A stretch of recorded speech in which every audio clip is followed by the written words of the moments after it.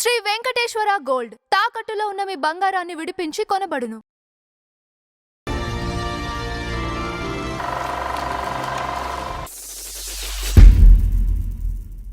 నమస్కారం నందం హరిచంద్రరావు గారు. నమస్కారం అంజుబాబు గారు.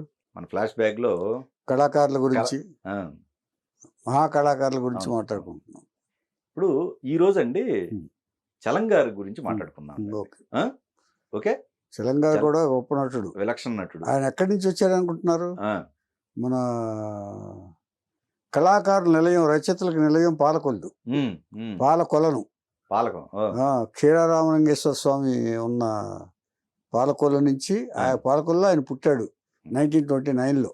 అంటే ఇప్పుడు కృష్ణా జిల్లా ఎట్లానో పాలకొల్లు కూడా అయ్యో అదే అదే పినిశెట్టి గారు, తర్వాత అల్లురామలింగయ్య గారు, మన రవిరాజ పినిశెట్టి, వీళ్ళందరూ అక్కడి నుంచే కదా వీళ్ళు.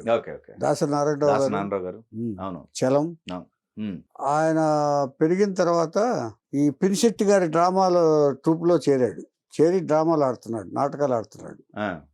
నాటకాలు ఆడుతుంటే మంచి పేరు వచ్చింది ఆయనకి. మంచి పేరు వస్తుంటే 1952లో ఆయనకు సినిమా అవకాశం వచ్చింది. దాసి అనే లక్ష్మీరాజ్యం గారి సినిమా దాసి. నాకు తెలిసి అది సివి రంగనాథ్ దాస్ గారని డైరెక్టర్. ఆయన సివి రంగనాథ్ దాస్ సావిత్రికి మా మేకప్ టెస్ట్ తీసింది ఆయనే ఫస్ట్. ఆయన డైరెక్షన్లో తీశారు. ఆ తర్వాత నా చెల్లెలు అనే సినిమా ఒకటి చేసి చలం గారికి మంచి పేరు వచ్చింది. దాసి కూడా చాలా మంచి పేరు వచ్చింది, నటుడుగా మంచి పేరు వచ్చింది. ఈయన మంచి పేరు వచ్చిన తర్వాత ఇక అక్కడి నుంచి చలం గారు రెగ్యులర్ సినిమా ఆర్టిస్ట్ అయిపోయాడు. ఇంకేదంటే ఒక్కడి నుంచి వచ్చిన తర్వాత ఒక సినిమాలు 2 సినిమాలు టచ్ అయిన తర్వాత బాగున్నాడు అన్న తర్వాత ఈయన ఈ నాటకాలు రాసేటప్పుడు ఏం చేశాడంటే, మన పినిశెట్టి గారు నాటకాలు ఆడుతున్నప్పుడు పల్లెటూరు అనే నాటకం ఆయన బాంబే నుంచి వచ్చిన పృథ్వీరాజ్ కపూర్ గారు చూశారు. పృథ్వీరాజ్ కపూర్ గారు చూసి తను మెచ్చుకుని, నువ్వు ఆంధ్ర దిలీప్గా ఉన్నావు అని చెప్పి ఆంధ్ర దిలీప్ అని పేరు ఇచ్చాడు ఆయన చలం గారికి. అప్పటి నుంచి దిలీప్ కుమార్, ఆంధ్ర దిలీప్ అని పేరు స్థిరమైపోయింది. ఈ సినిమాల తర్వాత ఈ దాసి నా చెల్లెలు సినిమాలు సక్సెస్ అయిన తర్వాత అప్పుడు వరకు ఎన్ని నాటకాలు ఆడారండి ఆయన? అప్పుడు చాలా 10-15 నాటకాలు ఆడారు రెగ్యులర్ గా. పినిశెట్టి గారి డ్రామాలన్నీ వేరే నాటకాలు ఎన్ని ఊళ్ళలో ప్రదర్శించారు వాళ్ళు. ప్రదర్శించినప్పుడు ఒకరోజు పృథ్వీరాజ్ కపూర్ గారిని ఇన్వైట్ చేశారు వాళ్ళు. ఇన్వైట్ చేసినప్పుడు ఆయన చూశారు, నాటకం చూశారు. నాటకం చూసి ఇతన్ని భలే ఉన్నాడే, ఆంధ్ర దిలీప్ లాగా ఉన్నాడే అన్నాడు. ఆంధ్ర దిలీప్ అన్నాడు, ఆయన నోటితో అన్నాడు ఆయన. ఏమండి, దీని తర్వాత ఇక చలం ఆగల. ఎన్టీఆర్ కాంబినేషన్ లో చేశాడు, నాగేశ్వరరావు కాంబినేషన్ లో వేశాడు. నాగేశ్వరరావు కాంబినేషన్ గుర్తు చెప్పాలంటే నాకు తెలిసి పెళ్లి సందడి, తర్వాత సిరి సంపదలు అనే సినిమాలో పిక్చర్గా యాక్ట్ చేస్తాడు రాజనాల కొడుకు కింద. సిరి సంపదలు అనే సినిమాలో, ఇలాంటి సినిమాలను ఎన్టీఆర్ తోటి చేశాడు ఆయన. అంచేత మన కాంబినేషన్స్ ఎక్కువ. కానీ ఆయన ఇండివిజువల్ హీరోకి వచ్చిన తర్వాత చాలా మంచి పిక్చర్లు చేశాడు, చాలా గొప్ప పిక్చర్లు చేశాడు. చలం పిక్చర్ అంటే హిట్ అనే స్థాయికి ఆయన సినిమాల కథలు రెడీ చేసుకుని సొంత ప్రొడక్షన్లో చేశాడు. ఆయన సొంత ప్రొడక్షన్లో చేశాడంటే ఇక ఆయన కథలకి మ్యూజిక్కి ఇంపార్టెన్స్ ఇచ్చేవాడు. ఆయన పాటలన్నీ చూసుకోండి, ఎప్పుడైనా సరే దేవుడమ్మలో ఎక్కడో దూరాన కూర్చున్నావు, ఇక్కడి మా తలరాతలు రాస్తున్నావు, ఆ తర్వాత మట్టిలో మాణిక్యంలో రిమ్జిమ్ హైదరాబాద్, తర్వాత ఈ సంబరాల రాంబాబులో మామ చందమామ, ఇలాంటి పాటలను మ్యూజికల్ హిట్సే. దగ్గరికి వచ్చి చేయించేవాడు, కాంప్రమైజ్ అయ్యేవాడు కాదు. మ్యూజిక్ సత్యంగానే ఎక్కువ పెట్టేవాడు. ఏమండి, తర్వాత ఈయన కథలు అంటే బాగా ఇంట్రెస్ట్. కథలకు ఏం చేసేవాడు తెలుసండి, ఈయన మార్నింగ్ ఈ సూపర్ హిట్ సినిమాలు చేశాడు ఆయన. భానుమతి గారికి స్క్రిప్ట్ ఇచ్చి మనకు చెప్పుకున్నాం ఇదివరకు. భానుమతి గారు మట్టిలో మాణిక్యం అనే సినిమా స్క్రిప్ట్ తల్లి క్యారెక్టర్ చేసి ఇస్తే, వద్దు తల్లి క్యారెక్టర్ ఏముంటుంది అని చెప్పి ఆయన వదిలి క్యారెక్టర్ గా మార్చి డైలాగులు ఆవిడే రాసుకుని మట్టిలో మాణిక్యం సినిమా చేశాడు. సూపర్ హిట్ అయింది. అందులో జమున కూడా హీరోయిన్, పెద్ద హీరోయిన్స్ తో చేశాడు. జయలలిత కూడా దేవుడంలో యాక్ట్ చేసింది ఈయనతోటి, చలం గారితో. సో ఇలాంటి పాపులారిటీ బాగా సంపాదించుకుని రెగ్యులర్ హీరోలో ఒకప్పుడు నాగిరెడ్డి గారు కూడా చలం గారి కోసం ట్రై చేశారని విన్నాను నేను. ఈయన వెనకాల వీళ్ళు అడ్వాన్స్లు పట్టుకుని చలం గారు వెనకాల పడ్డారని కూడా విన్నాను నేను ఈ హిట్స్ అని. తర్వాత ఆయన చలం సినిమా రిలీజ్ అయిందంటే హిట్. దేవుడమ్మ, సంబరాల రాంబాబు, మట్టిలో మాణిక్యం, తులాభారం, శారద గారితో యాక్ట్ చేశాడు ఆయన. మ్మ్. తులాభారం మ్మ్. ఏమండి, ఈయన కథల కోసం ఏం చేసేవాడంట, మార్నింగ్ ఫ్లైట్లో వెళ్ళేవాడంట ఏదో ఒక సిటీకి. అంటే ఇప్పుడు మనం ఇక్కడ ఉన్నాం అనుకోండి, అదర్ లాంగ్వేజ్ సినిమాలు ఎక్కడ హిట్ అవుతాయి, మెడ్రాస్. తమిళ సినిమాలు చూడటానికి మెడ్రాస్ వెళ్ళేవాడు ఆంధ్రప్రదేశ్లో ఉంటే. ఆ. ఆయన మెడ్రాస్లో ఉన్నాడు కాబట్టి బాంబే, కలకత్తా, బెంగాల్, ఒరియా వీటన్నిటికీ మార్నింగ్ ఫ్లైట్కి ఒక సిటీకి వెళ్ళిపోయాడు. సిటీకి వేసి సినిమాలన్నీ చూసేవాడంట. మ్మ్. మళ్ళీ నైట్ ఫ్లైట్కి మెడ్రాస్ వచ్చేవాడు. ఆ. అంటే కథల మీద ఎంత ఇంట్రెస్ట్ ఆయనకి తీసుకోవచ్చు. Okay okay. ఆ. కథల గురించి చాలా అంటే రీమేక్స్ తపన పడేవాడు. ఓకే. రీమేక్ కాదు, అసలు కథలు ఎలా తయారు చేయాలి ఏంటనేది ఓకే ఓకే. ఆ. దీనికి. ఒక అందుకని inspiration. ఆయన సినిమాలన్నీ సూపర్ హిట్లు. మ్మ్. మీరు అబ్జర్వ్ చేసింది, ఈ సంబరాల రాంబాబు కూడా మ్మ్. తమిళ్లో నాగేష్ యాక్ట్ చేసిన సినిమానే మ్మ్. ఒకసారి. ఓకే ఏమండి, ఓకే ఓకే. ఇలాగా సబ్జెక్ట్స్ అన్ని వెతుక్కుని మ్యూజిక్ మీద ఇంట్రెస్ట్ చూపించి ఇచ్చేసేవాడు. మ్మ్. ఇలాగా సూపర్ హిట్ హీరో అయిపోయాడండి ఈయన. దిలీప్ కుమార్ గారు కాకుండా ఒక కమెడియన్ హీరోగా అయిన మొట్టమొదటి హీరో చలం. హీరోగా సూపర్ స్టార్ అయిన హీరో చలం గారి. ఇంకా వేరే ఎవరు లేరా? ఇంకెవరు లేరు కమెడియన్ గా. అంటే కమెడియన్ గా ఉన్నారు తప్ప ఇన్ని హిట్స్ లేవండి ఎవరికి. Okay okay. ఏమన్నా ఒకటి అరా పిక్చర్లు చేస్తే సక్సెస్ అయి ఉండదు తప్ప ఇంకెవరు లేరు. చలం ఓకే. ముందు కమెడియన్ గా వచ్చి మామూలు క్యారెక్టర్, మామూలు చిన్న పాత్రలు వేసి కమెడియన్ అయ్యి తర్వాత హీరో అయ్యి ఇండివిజువల్ సినిమాలు. మీకు భానుమతి గారు యాక్ట్ చేశారంటే చెప్పుకోవచ్చు, జమున గారు యాక్ట్ చేశారంటే చెప్పుకోవచ్చు, జయలలిత గారు యాక్ట్ చేశారంటే చెప్పుకోవచ్చు.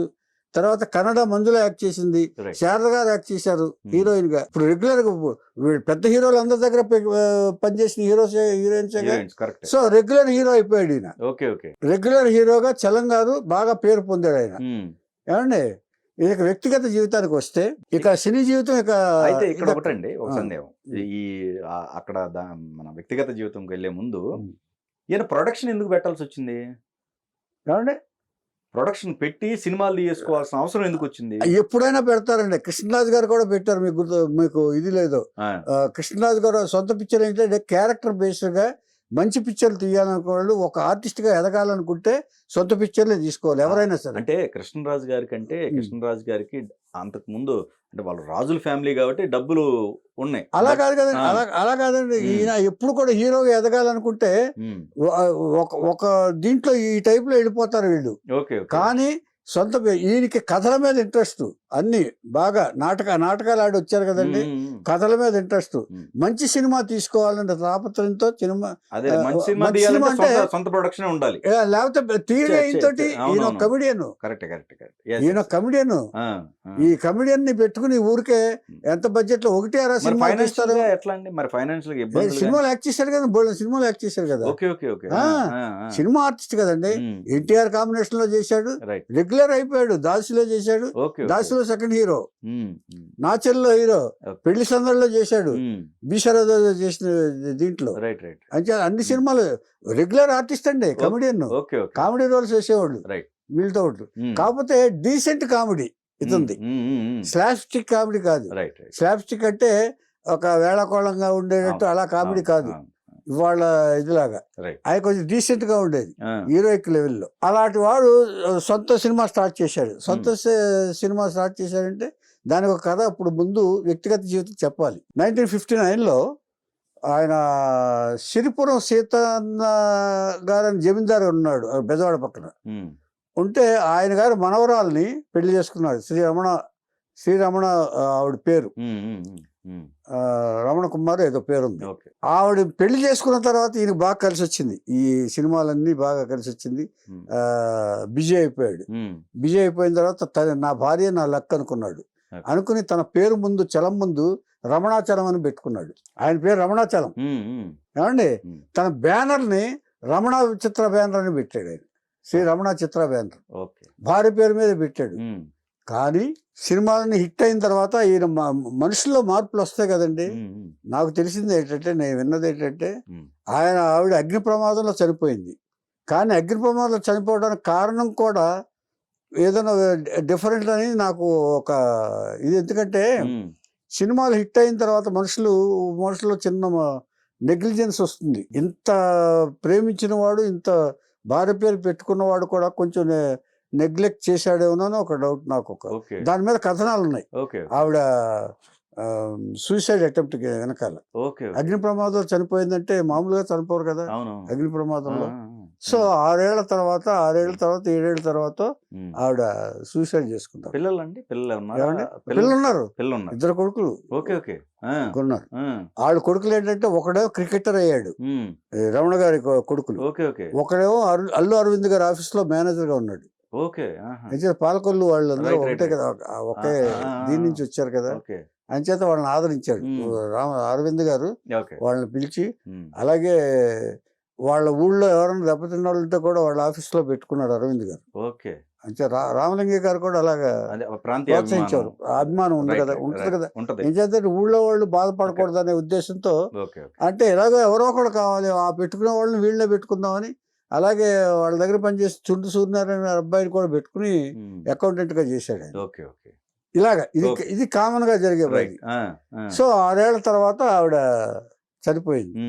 ఆ తర్వాత కొంతకాలం తర్వాత వీళ్ళు సినిమాలో యాక్ట్ చేస్తుండగా సంబరాల రాంబాబు, తులాభారం యాక్ట్ చేస్తున్న శారద గారితో కనెక్ట్ అయ్యాడు ఆయన. శారద గారిని పెళ్లి చేసుకున్నారు. ఇద్దరు సినిమాలో యాక్ట్ చేస్తూనే పెళ్లి చేసుకున్నారు. పెళ్లి చేసుకున్న తర్వాత ఏమైందంటే ఇప్పుడు ఈయన ఒరిజినల్ ఇది బయటపడిపోయింది. ఈ శారదని ఎలా ఒక నటిని పెళ్లి చేసుకున్న తర్వాత సాఫ్ట్ గా జరగదండి. వెళ్ళి ప్రతిసారి డిస్టర్బ్ చేసేవాడు, వెళ్ళి షూటింగ్ దగ్గరికి వెళ్ళి.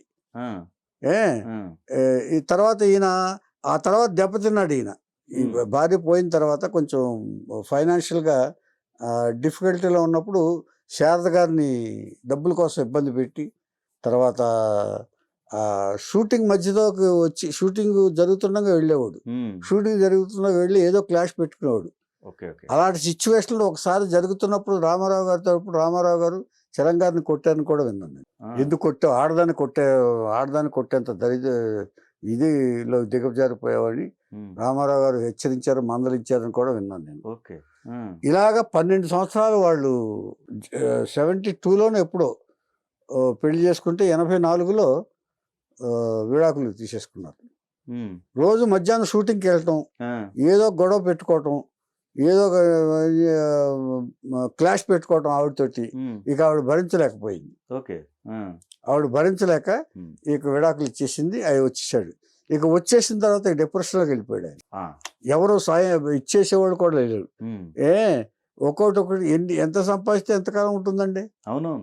ఉండదు కదా. అంచేత ఆ తర్వాత శోభన్ బాబు బాబాయ్ అని పిలిచేవాడు చలాన్ని. వాళ్ళందరికీ బాగా రిలేషన్షిప్ బాగా ఉంది. ఆయన హెల్ప్ చేసి డేట్స్ ఇచ్చాడు ఒకసారి. కానీ ఒక రాంగ్ సబ్జెక్ట్, సన్నాయప్పన, కన్నడలో రాజ్ కుమార్ యాక్ట్ చేసే సన్నాయప్పన్న సబ్జెక్ట్ తీసుకుని తీశాడు. కానీ అది ఎంత ఇది కాల. ఆ తర్వాత పెళ్లి చేసి చూడు ఏదో సినిమా తీశాడు, అది కూడా ఫ్లాప్ అయింది. సో ఫ్లాప్ అవడంతో కంప్లీట్ గా ఇదైపోయింది. ఈ రెండు కూడా వీళ్ళ ప్రొడక్షన్ సొంతం.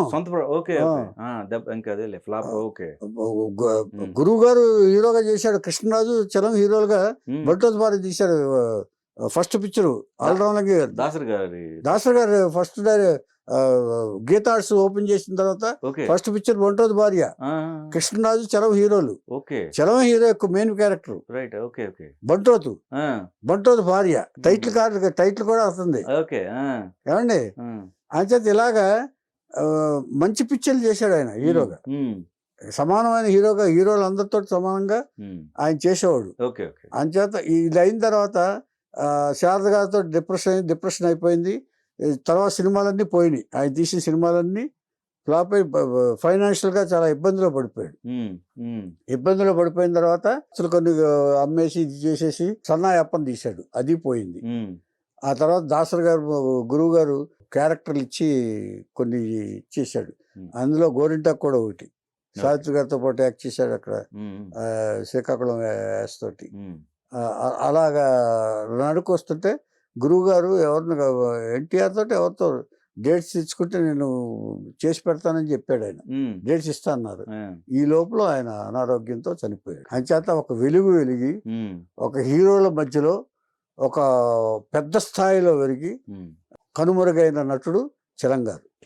కాదండి, ఇక్కడ చలం గారు శారద గారిని చేసుకున్న తర్వాత నుంచి ఉమ్.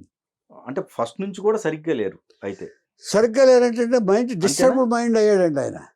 ఆహా, ఓకే, బాగా చనిపోయిన దగ్గర నుంచి. ఓవర్గా ఓకే, ఓకే. ఓవర్గా తారాప ఆ, తర్వాత అండి ఒక అధికారం వచ్చిన తర్వాత ఒక ఒక పొజిషన్లో ఉన్న ఆడవాళ్ళని ఇబ్బంది పెడితే, సెలబ్రిటీల స్టేటస్లో ఉన్న ఆడవాళ్ళని భర్తలాగా కమాండ్ చేస్తే ఎవరు భరించరండి. అలా చేశాడు ఆయన చలం గారు. Okay, okay. ఆ, ఒక సెలబ్రిటీగా ఉన్న ఆడదాన్ని పెళ్లి చేసుకున్న తర్వాత సమానమైన గౌరవం ఉంటుంది, వాళ్ళిద్దరు సమానమైన గౌరవం ఇచ్చి తీరాలి. Right, right. ఆ, శారద గారు కానివ్వండి, ఇంకొకళ్ళు కానివ్వండి, అక్కడ దెబ్బతింది. అందుకే అది ప్రొడక్షన్ లో శారద గారు డబ్బులు పెట్టారా? ఏమన్నా? అంతే, డబ్బులు పెట్టారు. ఆవిడ చినిమాల్లోనే యాక్ట్ చేశారు. ఓకే, డబ్బులు వాళ్ళిద్దరు డబ్బులే కదా. Right, right. ఆవిడ తీసుకునేవాళ్ళు కాదు. అంతే. ఓవరాల్ గా దెబ్బతిన్నారు ఆయన. దెబ్బతిని ఇక కట్ చేసేసింది ఆవిడ.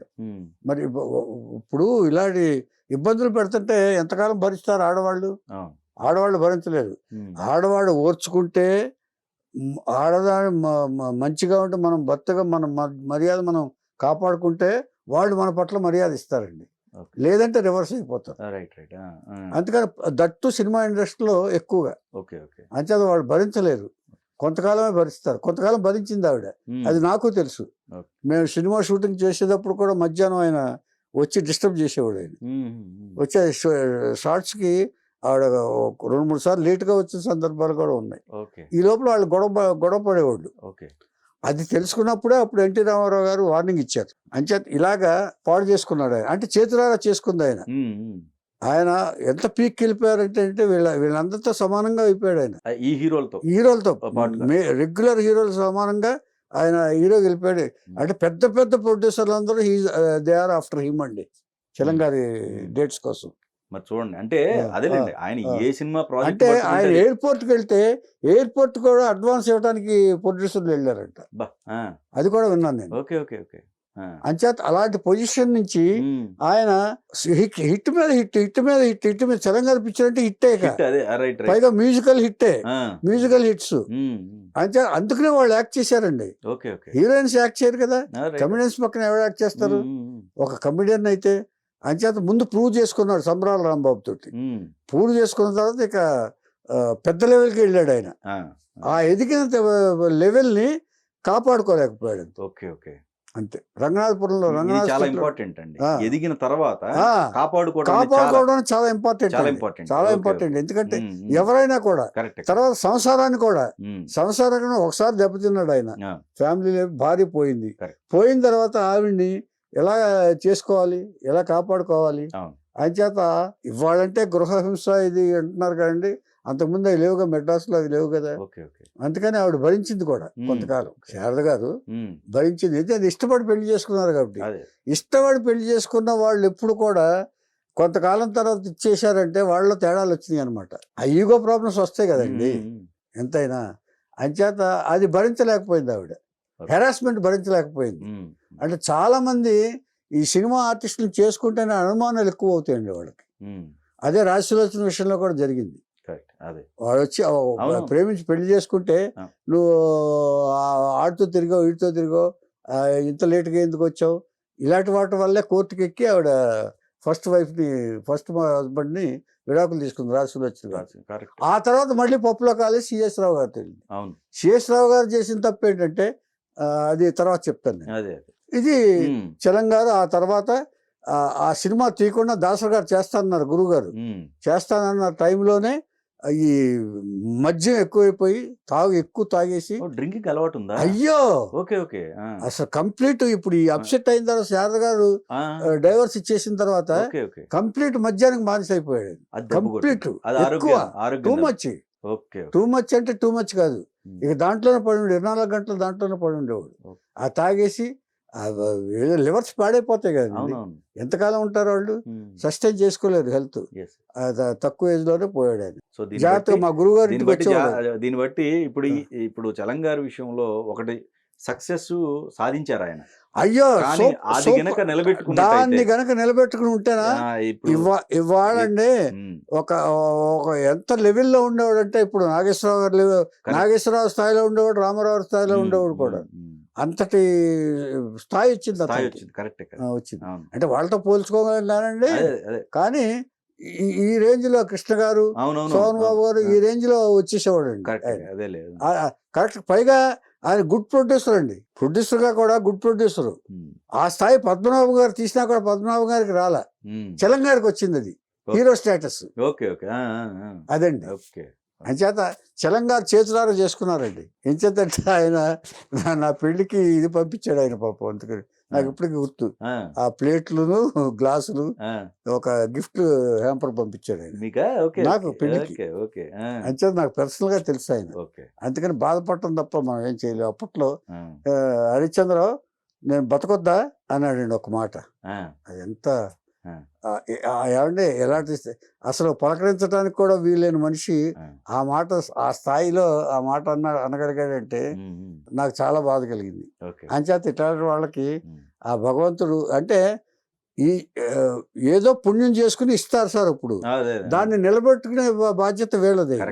అంచేత వాళ్ళు ఆ స్థాయికి వెళ్ళిపోయారంటే కొంచెం పూర్వజన్మ కర్మఫలం అదే అనుకుంటున్నాను నేను. అందుకంటే